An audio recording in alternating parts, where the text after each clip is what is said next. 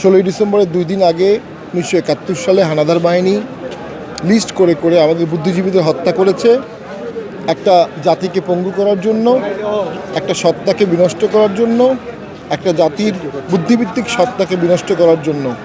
আজকে সেই শহীদদের প্রতি আমরা গভীর শ্রদ্ধা জানাই।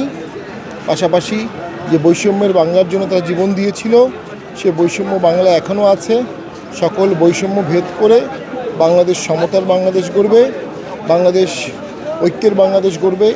সামনের দিনগুলোতে একটা জাতিগত ঐক্য সৃষ্টি হোক, বাংলাদেশ বৈষম্য বিরোধী একটি দেশ হিসাবে পৃথিবীর বুকে মাথা উঁচু করে দাঁড়াক, আমরা এই কামনা করছি। ভাই, এই প্রজন্ম মুক্তিযুদ্ধকে বা এই শহীদ বুদ্ধিজীবী যারা রয়েছে তাদেরকে কতটুকু ধারণ করে বলে মনে করেন? আমরা মনে করি মুক্তিযুদ্ধকে বাদ দিয়ে, 71কে বাদ দিয়ে কোনো চেতনা হতে পারে না।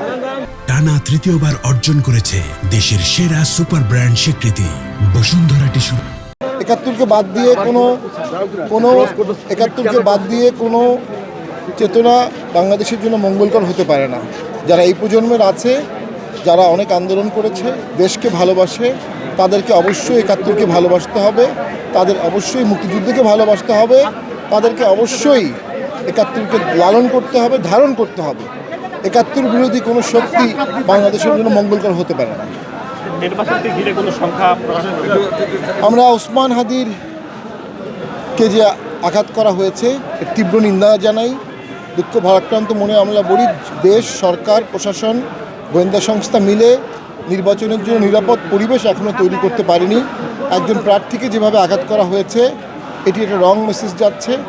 সরকারের খুব দ্রুত দেখাতে হবে তারা নিরাপত্তা নিশ্চিত করতে পারবে।